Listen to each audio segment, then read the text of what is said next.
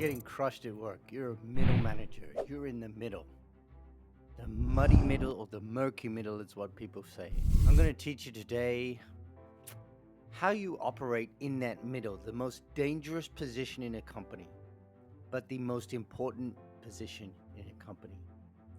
You got to keep the boss happy. You got to shield your folks below. They don't have the resources they need.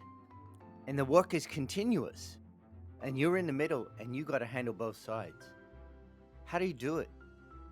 This is actually where 100% of the work in the company gets done. It's you, the middle manager. You're stuck in the middle, but you can do it. I'll tell you how. I'm Peter Pollock.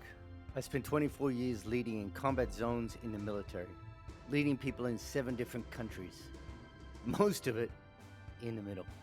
Even as a squadron commander, you have someone you report to. Everyone reports to somebody, trust me. But even as a commander, you report to the next level commander above you. I've seen this dynamic of the middle manager and the struggles that they go through, both in the military and in the corporate world. The middle will eat you alive if you don't understand how to take care of it. I call it the Translator method. How to get shit done without losing your soul. Here is the actual disconnect. Executive speech, strategy, big picture, blah, blah, blah. You in the middle, your frontline people talk tactics, how to get stuff done, firefight, how to put out fires, how to get the resources that they need to do the job. You're the middle person, and you must be able to speak both languages. Your job is not a messenger, you're a translator, okay? If you pass the exact words of your boss to your people, they're gonna go, huh? You got to translate what he said so that they can get it done with whatever resources you have. And to that point, most middle managers actually just do exactly that. They don't translate. That is not they're pass-through leaders. We'll call it a pass-through leader. That's not how you get stuff done. You have to translate it effectively so your people on the front lines understand what they're doing and how to do it. You have to take that message and translate it in tactical sense so that your people on the front lines can actually get the job done. And when the team pushes back and you think it's legit, you got to take it to your boss. You owe them that, to take it to your boss and go, okay, yeah, we can do it, but here's what it's going to cost. Or here's how we can do it. If you want to translate just get to yes to your people, sometimes it's a yes, but you can get 80%, you can get 90%. So you're not a pass-through as a middle manager. Communication doesn't simply pass through you. You're a translator. So how do you do this? You kind of have to be what's called a heat shield.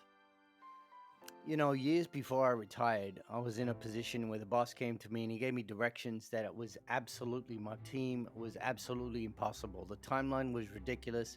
It was operationally, it didn't make sense, but I didn't want to tell him no. Because what do you do if you tell someone no? You shut down a conversation, and you don't want to do that. The correct answer is yes, but. All right. So before I went back to him, but with how we could do it, I said, okay, let me take that. Let me run with it. Let me see what I can get you. So my job was to go to my team and absorb that heat, first of all, from the boss and say, I need it yesterday. I'm like, well, dummy, I can't give it to you yesterday, but we'll get it to you as soon as I can. It may not be the perfect thing that you're looking for, but I can get you an 80% solution. I can get you 90% solution. So you act as that heat shield. That's what you have to do as a middle manager. You absorb the chaos from above, so your team doesn't get burned by it, right? But absorbing heat hurts. It's hot, and after a while, it's exhausting. It's absolutely exhausting. So what you want to do is say yes, and then kind of make a move, like a running back on a football field. Yes, but here's how I can get it done. So once you say yes, and there's always a third or a fourth or a fifth option, something that can get you 50% there, 60% there, 70% there. And if you need it done by Friday, yeah, you know what? I can get you 50% by Friday. Or else people are going to be working 24 hours around the clock, and I don't think you want that, right? Of course, it depends on the scenario. So don't say no. Avoid saying no. That will shut down the conversation. It'll just piss your boss off, right? Say yes, but here's what I can do, and it's not going to be exactly what you want. You have to protect your team. You have to clarify the priority. Because if some bosses that just keep task. They're taskmasters, right? You look at them and go, okay, dude, what? Don't call him dude. Don't call the boss dude. Just look at them and go, yes, sir, got it. Yes, ma'am, got it. What do you want me to do first? Because you give me 3 different things and they're all hot. You tell me what you want me to do first, second, and then third. And your job is to go back to the team and actually translate that into getting shit done, right? And by doing this, it's actually leadership without the authority to lead. Leading is also all about influencing too. So if you can influence, if you can coach, if you can work with your folks to get stuff done, you've won the day. Okay?